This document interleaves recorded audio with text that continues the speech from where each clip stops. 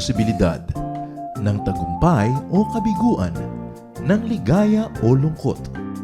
Kaya marapat lamang na tanggapin si Jesus bilang tagapagligtas at Panginoon. At matapos yun ay panariwain ang katapatan at paglapit sa Kanya bawat araw o day by day. Ang day by day ay naglalayong umalalay sa pang-araw-araw na pamumuhay. Narito po si Kuya Ed Lapis sa mensaheng pinamagatang How to have peace in the family. Be faithful to your spouse.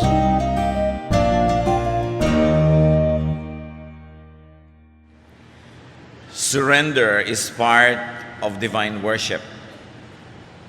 We surrender to the Lord takes over the kingship in our lives, and errors are corrected, strength is gathered, life is beautified. Isa po talagang bahagi ng malalim na pagsamba ang pagsusuko ng lahat-lahat sa Panginoon, lalong-lalo na mga bagay na hindi natin dapat na ipagkait sa Kanya, mga bagay na hindi natin dapat ikubli o itago. There are so many broken homes around us, and one of the reasons is because the husband or the wife fails to surrender very important things to the Lord, and one of that is to surrender in terms of faithfulness to the spouse.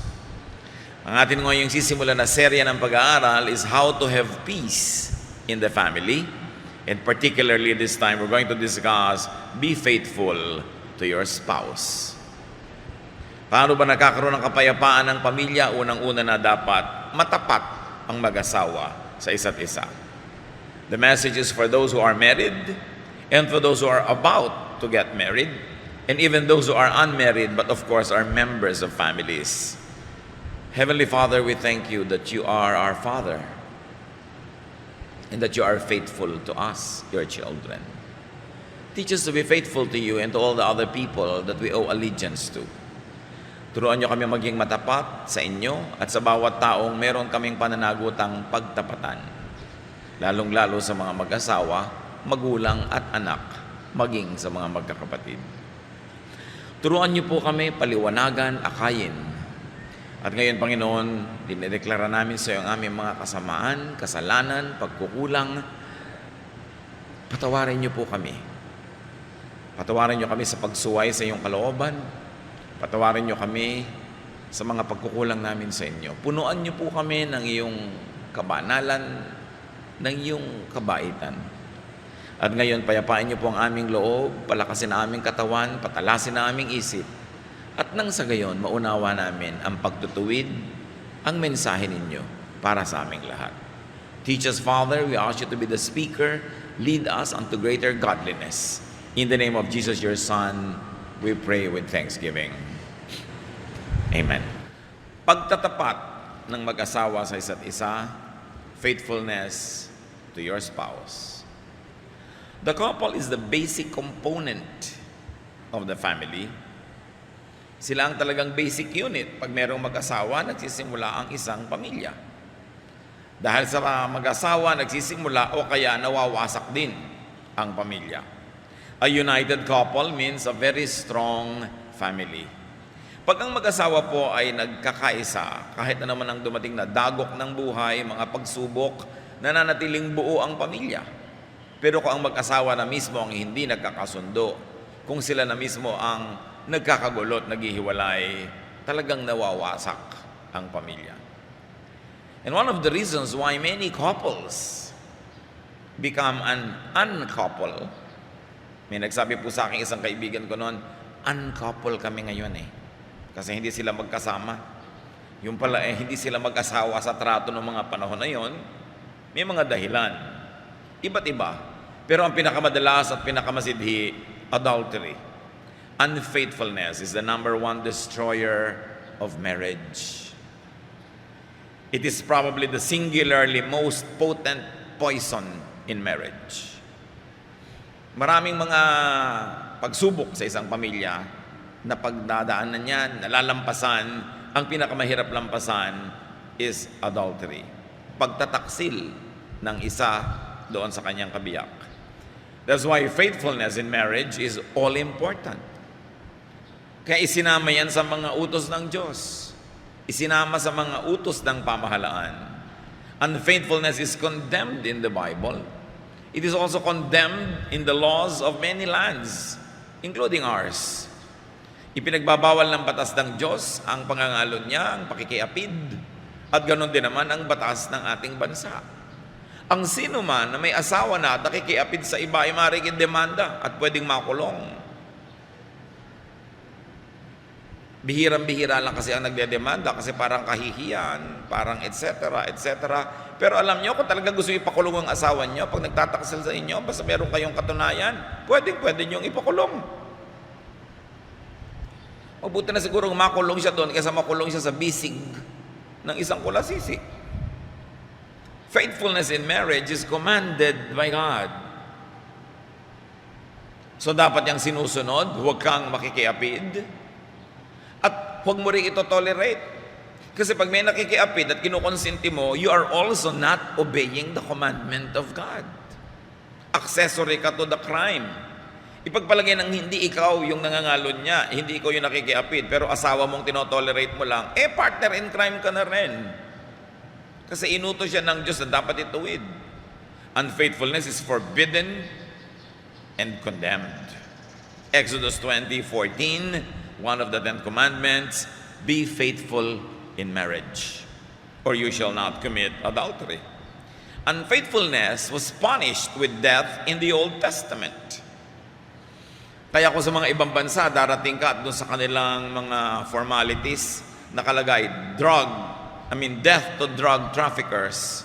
Sa Old Testament, death to adulterers. Leviticus 20 verse 10. If a man commits adultery with another man's wife, with the wife of his neighbor, both the adulterer and the adulteress are to be put to death. Ganon kamuhi ng Panginoon ang pakikiapid na yung babae at lalaki na nahuhuli at napapatunayang nakikiapid ay binabato hanggang mamatay. Kaya lang naiba sa New Testament, yung babae na lang ang natirang babatuhin. Siyempre, the male-dominated society of Israel found a way to get the man out of the trouble at yung babae na lang ang babatuhin. Kaya nung panahon ng Panginoong Jesus, yung babae na lang ang babatuhin. And the Lord corrected that, effectively lifted discrimination against women because ang natira na lang yung babae. How can adultery be committed by only one person?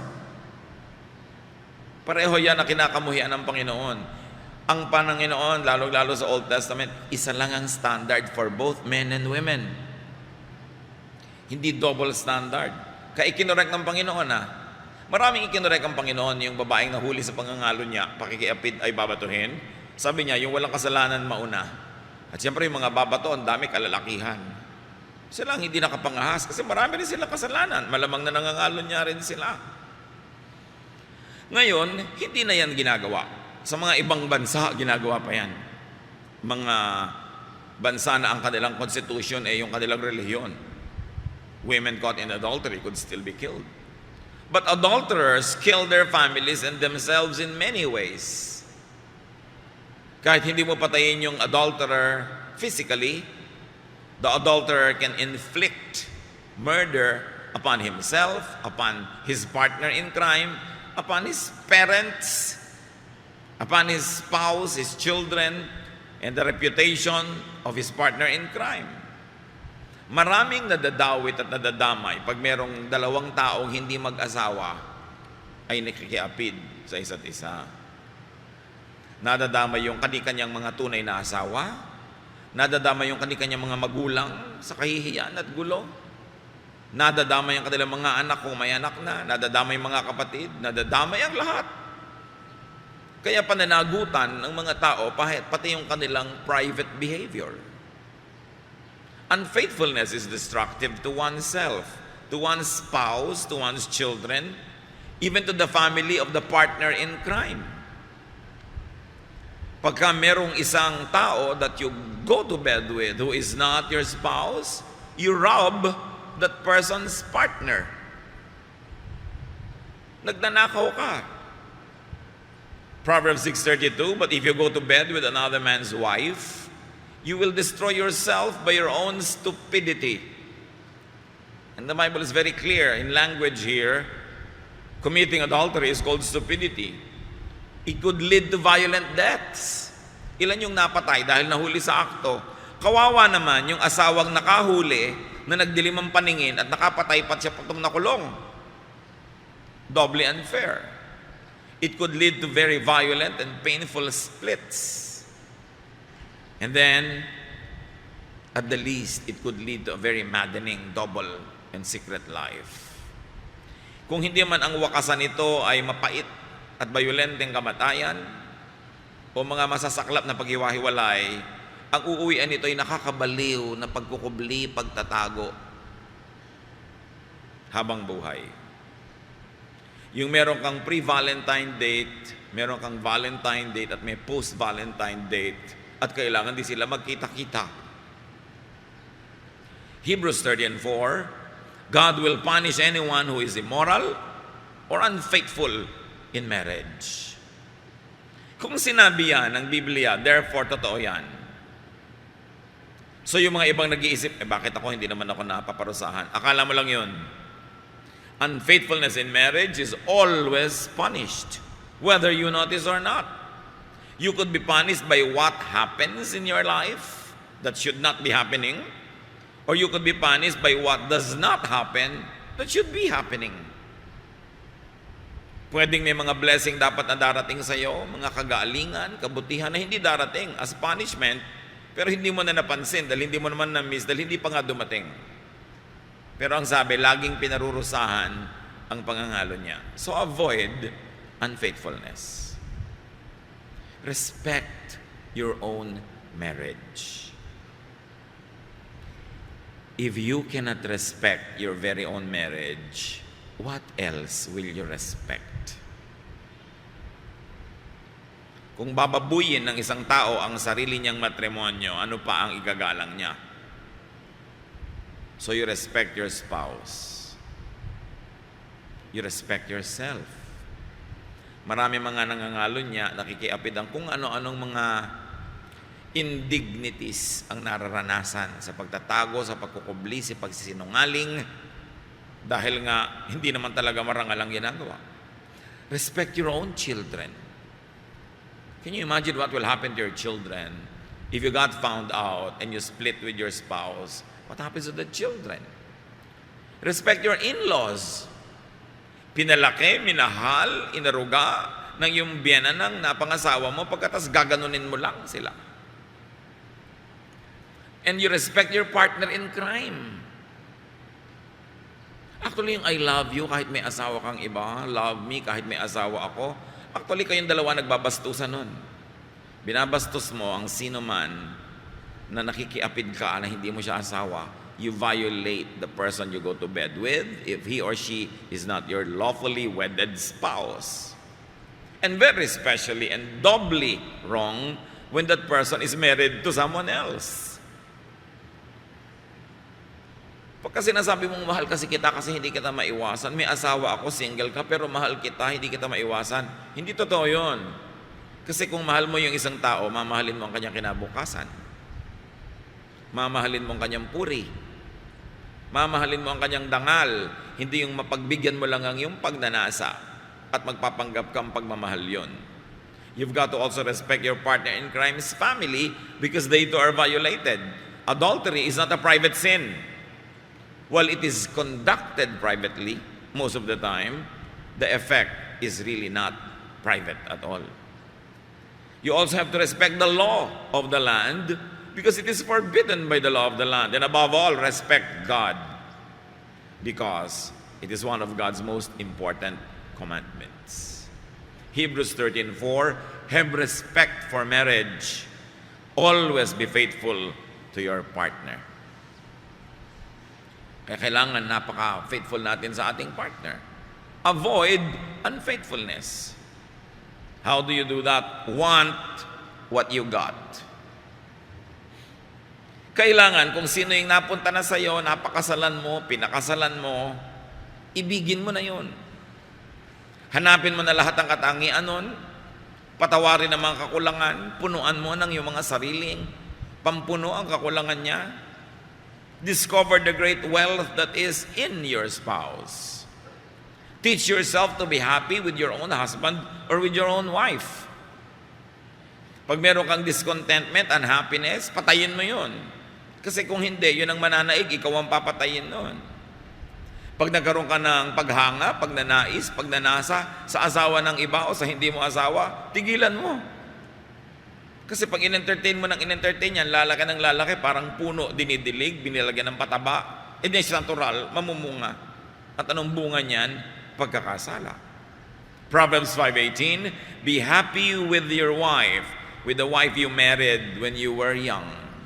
So kahit hanggang tumanda ka na, be happy with the wife you married when you were young. Be happy with the husband you married when you were young. Teach, train, and if you need to do so, retrain yourself to always love your spouse. Satisfy your partner and yourself within your marriage. Satisfy each other spiritually, socially, emotionally, and very crucially, physically. Ang tao ay nilikha ng Diyos na sexual beings, kaya may kasal, may matrimonyo. 1 Corinthians 7:8-9. Here is my advice for people who have never been married and for widows. You should stay single just as I am. Yun ay opinion ni Paul, hindi yung doktrina. Opinion lang.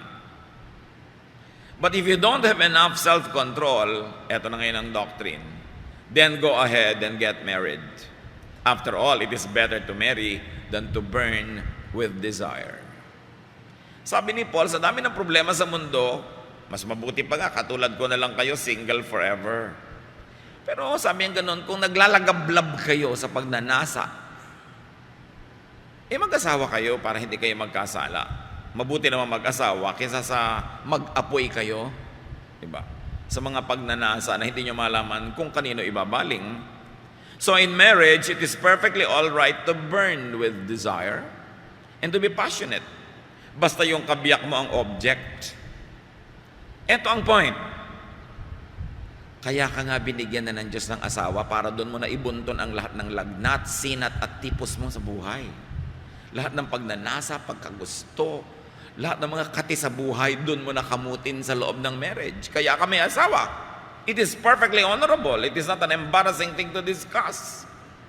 What is embarrassing is what the world now has glamorized, having an affair. Dapat lahat yan nagaganap. Kaya naman sa mag-asawa na, huwag na kayong masyadong maarte. Lalo pag na-born again at nagbasa ng Bible, kung ano-ano mga pinagtatanong, Pastor, pwede po kaming magganito mag-asawa. Pwede po. Bahala kayo hanggang magkahulog-hulog kayo ng bintana. Kasi kasal naman kayo. Sa harap ng Diyos, sa harap ng langit. Anong tatanong-tanong pa kayo? Religiosity is meant to beautify your life, not to take away the pleasures that are allowed in marriage. Kaya kung mas may asawa kayo, tapos kayo ay nagbabasa ng Biblia, committed to the Lord, mas passionate kayo dapat. Diba? Mas expressive, mas romantic. Don't let your spirituality spoil the beauty allowed within marriage. In marriage, sex is a sacred ministry. Yan ang tinatawag na talagang pwede kayo maging comfort woman o comfort man. That is honorable. 1 Corinthians 7:5. So don't refuse sex to each other unless you agree not to have sex for a little while in order to spend time in prayer. Then Satan won't be able to tempt you because of your lack of self-control. Yan ang ganda ng contemporary English version. It calls sex, sex. Period. And what is embarrassing about that, so long as it is done in the proper forum? You should not blush when you see these words or hear these words. But what is important is, 1 Corinthians 7:5 says, it is your duty to make yourself available to your spouse. Huwag mo daw tatanggihan ang iyong asawa. Pwede mo lang tanggihan sa isang maikling panahon na pareho kayo nagkasundo, no, sige, abstain muna tayo dahil magpe-prayer and fasting tayo. Pero sabi niyo, patapos doon, magbalikan kayo sa piling ng isa't isa. Dahil pag hindi, baka kayo tuksohin ni Satanas at humanap kayo ng kasiyahan sa kandungan ng iba. Kaya alam nyo, hangang-hanga ako sa ating mga kapatid, mga kababayan, na nagtitiis, nagdurusa ng mga ibang bayan para lang magtrabaho at mag-survive ang family. But long-term, working abroad is not good for marriage. The policy of government to export people, to alleviate our sufferings, to provide work that cannot be provided by our corrupt system is not a good policy. So dapat ang mag-asawa, kung nagkakasundo man kayo ng isa ay mangingibang bayan, sandali lang, huwag masyadong tagalan.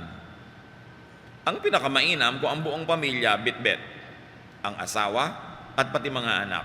Pero ibig sabihin, may mga high-paying jobs na yon. Gaano karaming mag-asawa ang nakikita lang once a year or once in 2 years? At kung ang asawa may nagpunta sa Japan at naging bilog o overstaying, 15 taon walang uwian. Para lang sa pamilya. Can you imagine yung mga pagdurusang dinaranas sa mga mag-asawa?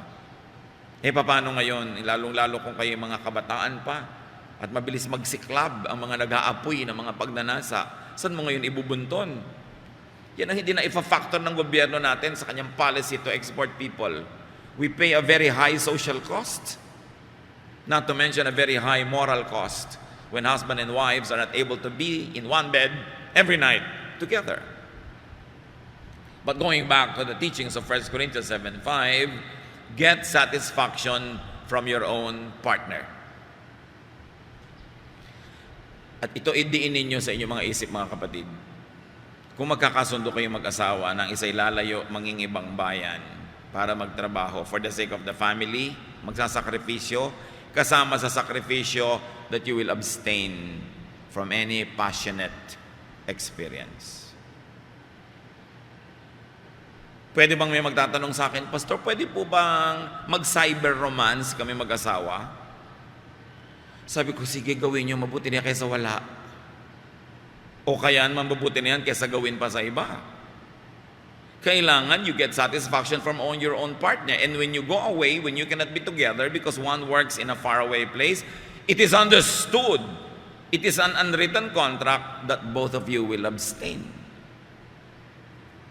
Para yan yung prolonged prayer and fasting. Because you pray for each other and fast in terms of physical love. Because that's part of the sacrifice. Mga misis na naiwan dito sa Pilipinas, hindi nyo pwede sabihin, naiinip kasi ako. Magdasal ka. Maglingkod ka sa Diyos.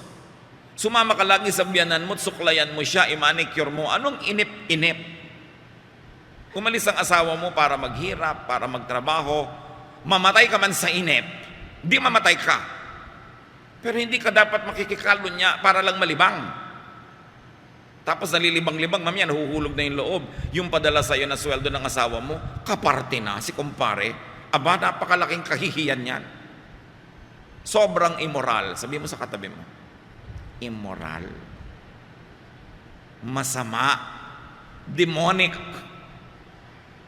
Na makikiapid ka sa iba at patikita ng asawa mo, kasama pa yung partner mo in crime. Ganon din naman yung nasa abroad, ha? Napakaraming mga nasa abroad ngayon, holding hands. Pag pumapasok doon sa airport abroad, pagbalik dito sa Pilipinas, hiwalay na ang kamay kasi mag-iba pala ng asawang uuwian. Hanggang sa aeroplano, holding hands. Tigilan nyo yan. Kung natutokso kayo na maging ganyan, umuwi na lang kayo magdildil ng asin, mamatay sa gutom. Kesa meron nga kayong konting ginhawa, konting kita, pero ganyan naman. You give satisfaction to your partner.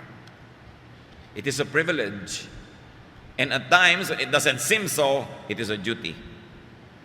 1 Corinthians 7:4, a wife belongs to her husband instead of to herself. And a husband belongs to his wife instead of to himself. Ang version ng New International, sabi sa 1 Corinthians 7:4, a wife does not have authority over her own body, but yields it to her husband.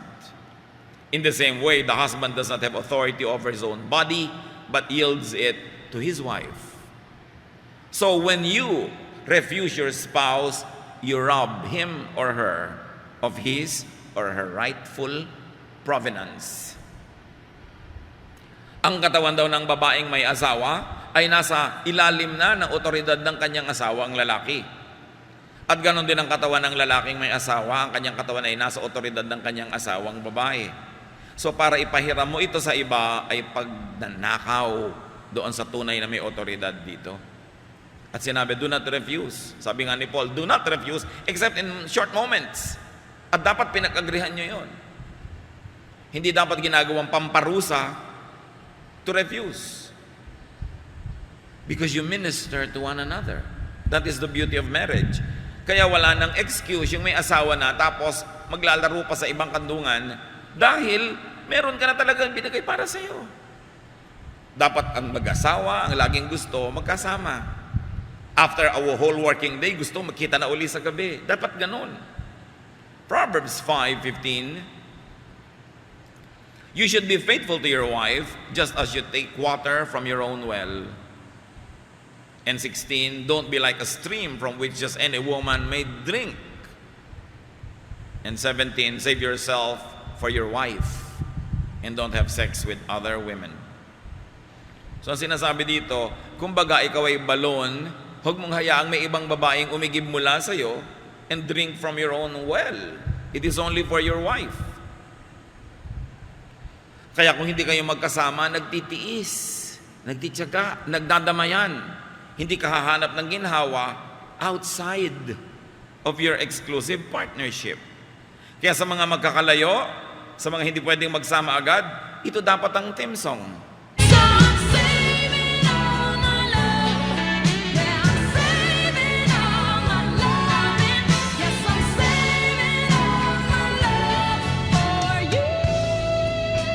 Yun, I'm saving all my love for you. Katabi nyo ba ang inyong asawa? Sabihin nyo nga ngayon yung may katabing tunay na asawa. Diba? I'm saving all my love for you. Pagka si OFW dumating, ipapakita ng asawa. Diba? Anong ipapakita? Yung bank account. I'm saving all your earnings. Hindi ko ibinibigay sa mga kamag-anak ko. And I'm saving all my love for you. Dapat ganon.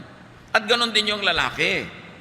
Pagka ganon, pwedeng magkahiwalay basta marunong magtiis.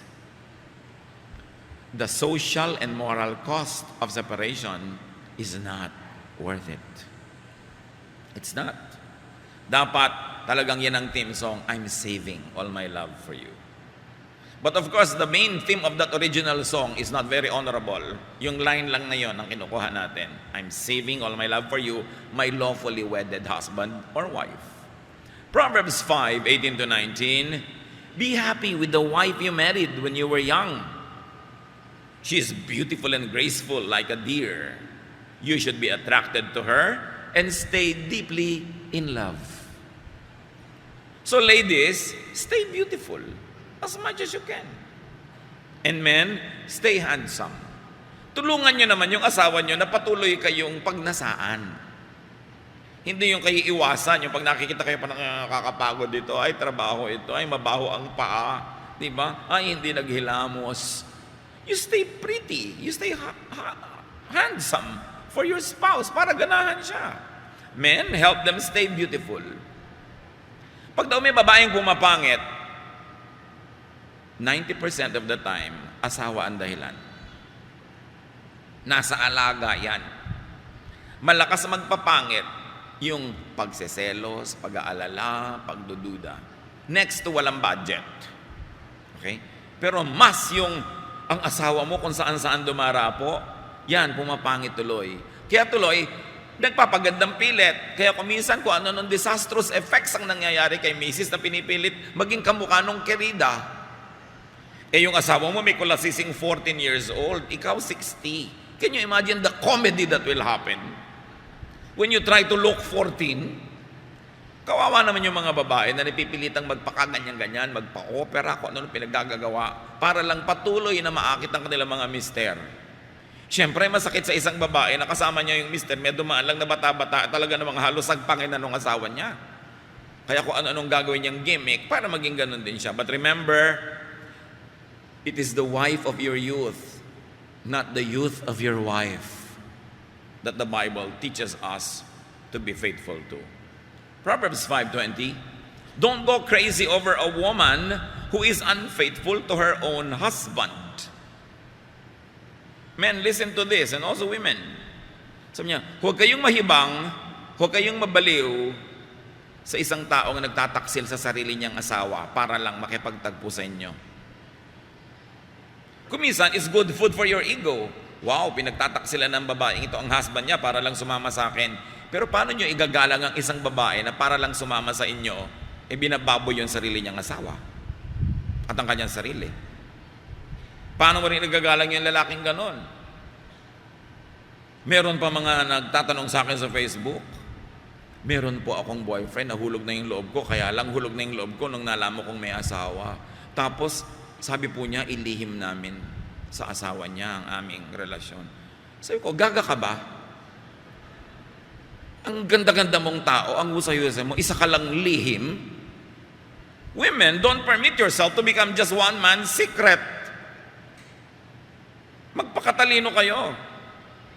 If a relationship has to be a secret, you have no part being in it. You should not be in a secret relationship. You should be in a respectful, dignified relationship. Kung ililihim lang kayo, tapos ang Valentine date nyo, February 1, ang layo pa, bakit kayo papayag? You are entitled to a better treatment. Nahulog na pong loob ko. Damputin mo yung loob mo. And walk away. Hulog-hulog ng loob. Napakadali naman kasing mahulog ng loob ng mga Pilipina. Matextan lang ng 3 beses na kumain ka na ba? In love na. Kailangan hindi hinuhulog yung loob hanggang hindi ka nag-iimbestiga, hindi mo nalalaman na pwede rin pala siyang buong-buong mahulog sa'yo. Don't be one man's secret. Or a woman's secret. It's not the way to live your life. Isang beses ka lang mabuhay sa mundo. Get your best crack at life. Be fair to yourself. Proverbs 5:21-23, the Lord sees everything and He watches us closely. Sinners are trapped and caught by their own evil deeds. They get lost and die because of their foolishness and lack of self-control. So sa mga non-couples, anong relevance nito sa inyo? Family members, get out of the way. Huwag kayong maging sagabal para magmahala ng mag-asawa, para sila mag-romance, para sila maging sweetie-sweetie, lovey-dovey. Mga children, huwag kayong matulog sa kwarto ng inyong mga magulang. Kahit doon lang may aircon, magtiyaga kayo sa electric fan. Mga nanay, sino mga nanay? May see your hands? Pakiting taas. Ayan. Huwag niyong patutulugin ang mga anak niyo sa inyong kwarto kung nandyan na inyong asawa. Nakakaintindihan ba tayo? Sagabal ang mga yan. Mamaya 2:00 ng umaga, dahan-dahan lang kayong kumakaluskos. You criminalize your own love. Alisin niyo sila dyan. Hindi sila kasama sa marriage contract. Kayo lang mag-asawa ang pumirma. Marami kasing mga nanay, minsan tamad na rin na maging comfort women. Ang mga protection nila, yung anak, nandiyan anak mo, mga anak mo magigising. But actually, siya lang ito tinatamad. Pagka yung inyong asawang lalaki, hindi na makadapo ng buong inam sa inyong higaan dahil maraming mga asungot ng mga anak doon, baka sa iba dumapo, although that's not an excuse. So tulungan nyo siyang laging bumalik at dumapo sa inyo kaysa sa iba. Hindi talaga tama na ang mga anak nyo sa inyo natutulog. Ano pa mang excuse ang sabihin nyo. Liban na lang may lagnat, inaalagaan nyo, yan yung for a season, sandali.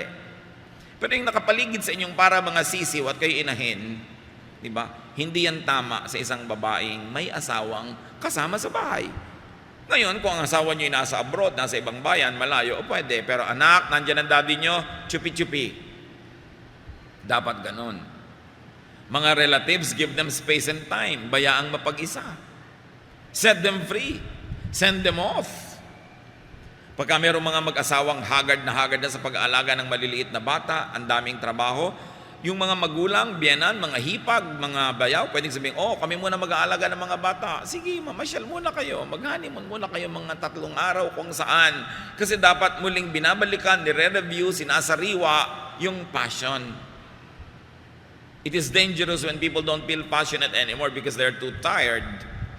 So help the couple find pleasure and satisfaction in each other. And especially in-laws, do not separate a couple. Marami mga dumadaing sa akin, ang pakiramdam daw nila, yung biyena nila, pinaglalayo silang mag-asawa. Lalo't kung yung asawa kumikita abroad, gusto daw nung biyenan, siya na lang ang tumanggap ng mga remittance. Sinisiraan yung manugang at laging pinag-aaway yung mag-asawa. Bagamat ang counsel ko, mag-ingat-ingat ka rin na manugang. Baka naman meron talagang nakikita sa iyo yung biyenan mo na hindi maganda. So pareho kayong mag-check, no? Yung biyanan, checkin ang sarili, yung manugang, checkin din ang sarili dahil baka pareho kayong may pagkukulang o mga pananagutan na dapat ituwid. But the rule is, do not separate a couple. Pag may awayan, itulak sila pabalik sa isa't isa. Hindi yung kukonsentihin mo, dito ka na lang sa amin, huwag ka nang bumalik sa kanila. That is not a godly counsel. Unless yung asawa niya, kriminal, yung talagang binubuhusan siya ng kumukulong tubig, pinaplansya siya, number 3 pa naman yung setting ng plansya, sinasaksak siya, tinutulak siya sa hagdan, then that's a different story when the life or well-being of the person is in danger. Pero dapat, kung wala yung mga ganong dangerous elements, lagi ang counsel natin, magbalikan kayo. Go back to each other. So sa mga may asawa, be faithful to your spouse. And help your spouse be faithful to you. Inspire your spouse. And be faithful yourself. Be attractive. Continue to be interesting. Sa mga hindi sila yung may asawa, help the couples around you, especially your family, to be faithful. Pray for them. Encourage, assist, support them to be faithful. Hindi yung mga biyanan, pagka nila yung lalaki, at alam nilang yung lalaking anak nila ay gumagawa ng kung ano-ano mga kaliwas-wasan, kinukonsinte. No. Isa lang ang batas ng Diyos sa babae at sa lalaki. Parehong kinamumuhian ng Diyos ang pagtataksil. So do not tolerate infidelity.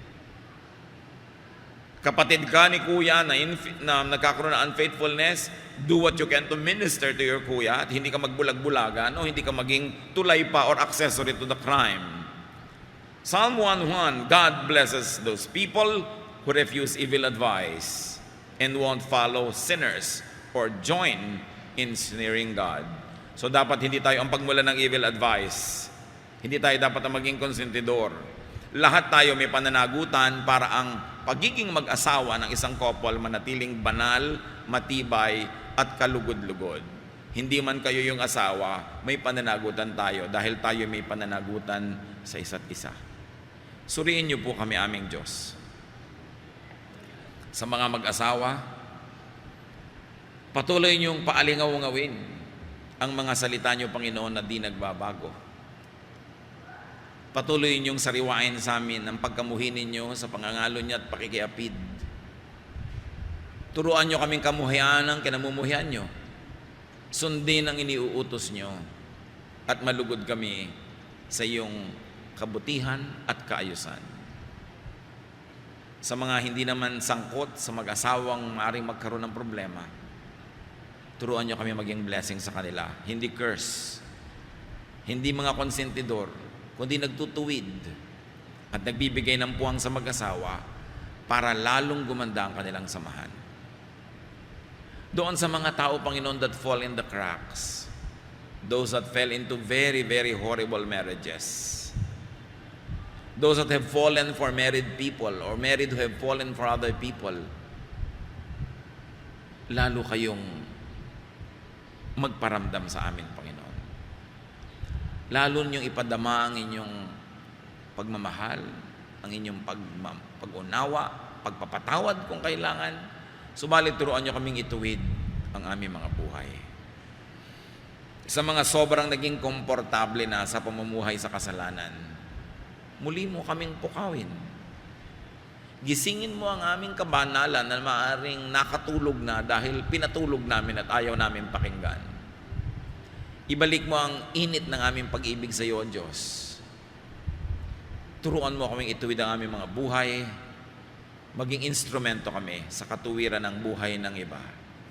At sa mga mag-asawa, Panginoon, na hindi ito pinoproblema, that those have been specially blessed with very faithful spouses. Sa mga mag-asawa, Panginoon, na patuloy na interesado, nagmamahal at maalab ang pag-ibig sa isa't isa, salamat po. Turuan mo ang mga mag-asawang ito na magpasalamat sa iyo ng lubos at sila naman maging instrumento para mabless din yung ibang mag-asawang gumugulo ang buhay. Ang nais mo para sa amin ay kaayusan, kapayapaan, kabanalan.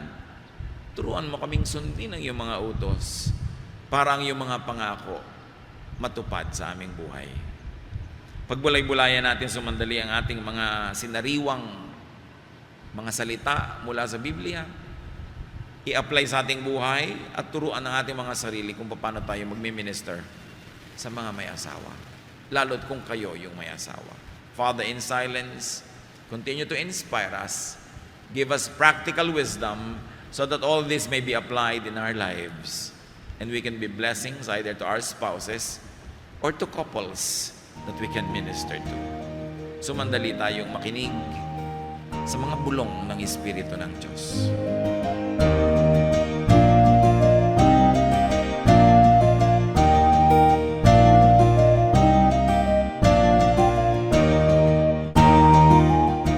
Ang katatapos pong mensahe ni Kuya Ed Lapis ay pinamagatang How to have peace in the family. Be faithful to your spouse.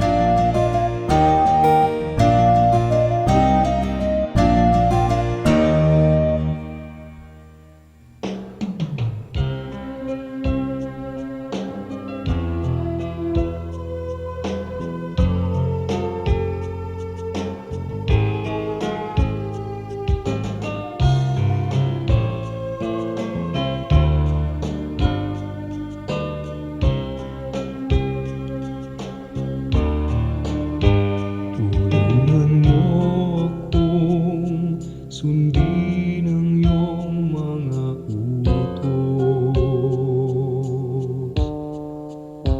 Tulungan mo akong ang buhay ko'y maiayos.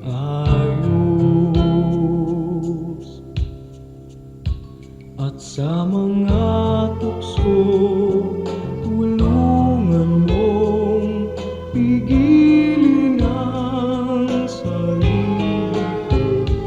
Tulungan mo akong maging tapat sa'yo. Pagpipigil sa sarili, pagpipigil sa sarili. Kung nalulungkot at nalulumbay, magtiis at maghintay. Pagpipigil sa sarili, pagpipigil sa sarili. Ang ituro mo sa buhay ko, Jesus.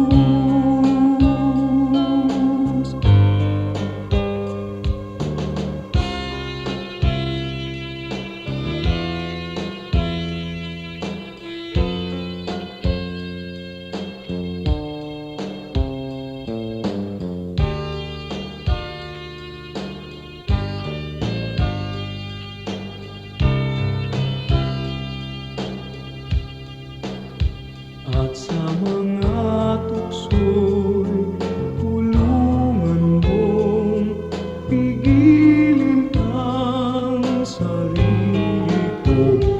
Tulungan mo akong maging tapat sa'yo.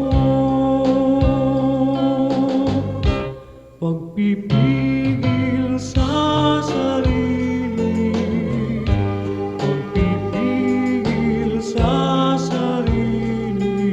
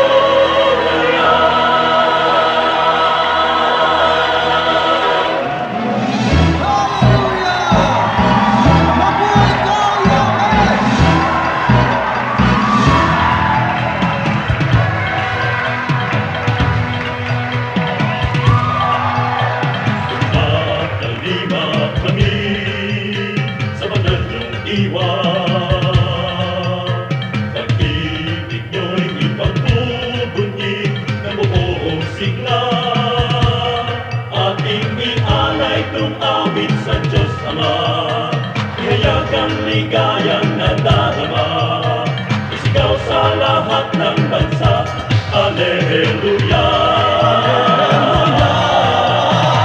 Sumayon Diyos, Alleluia! Sumayon Diyos, Alleluia! Sumayon Diyos, Alleluia! Sumayon Diyos, Alleluia! Langit aming pastor sa tuwing suminan, ang iyong kanya ay sisibot sa gitna ng sikwan. Ang tungkol niyo at pamalo ang sangkala, sa likod niyo kayo'y may handang tulak, hindi ay hindi magkukulang. Alleluia! Sumayon Diyos, Alleluia! Sumayon Diyos, Alleluia!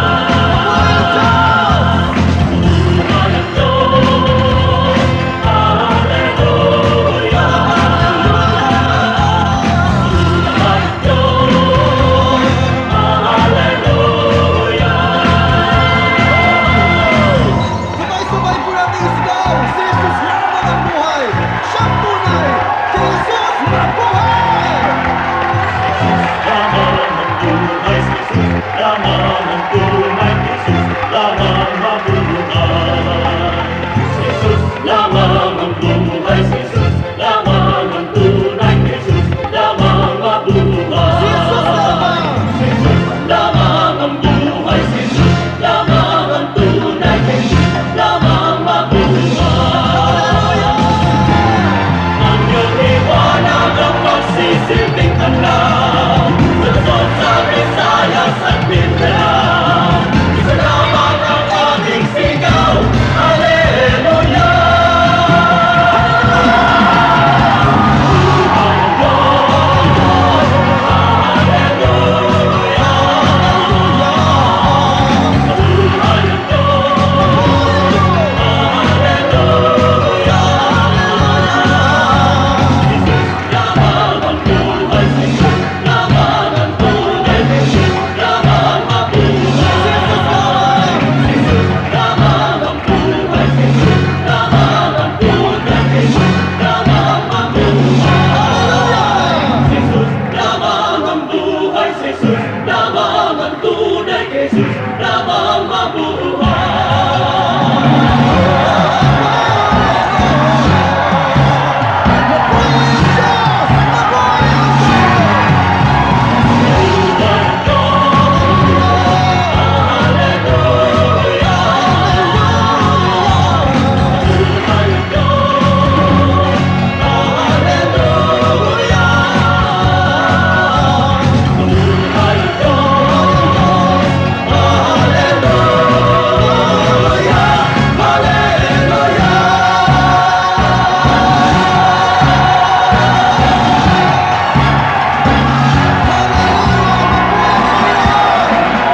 Diyos ng Pilipinas!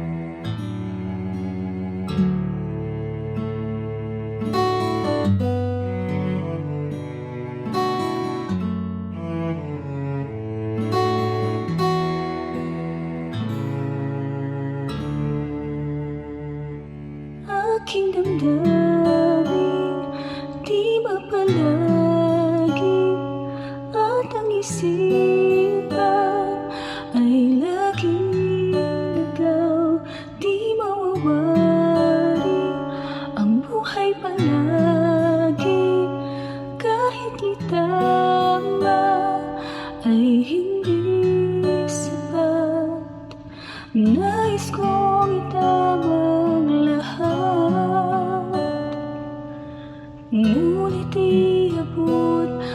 di sapat.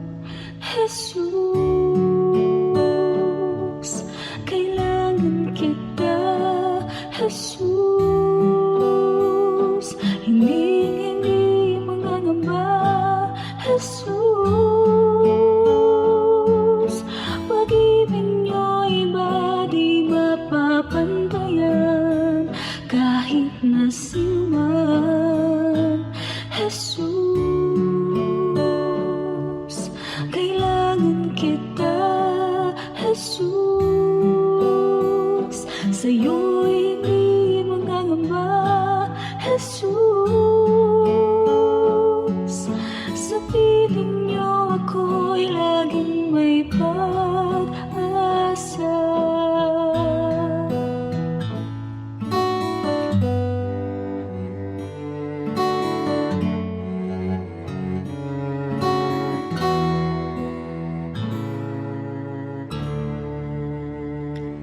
Aking damdamin, di ba palagi at ang isipan ay lagi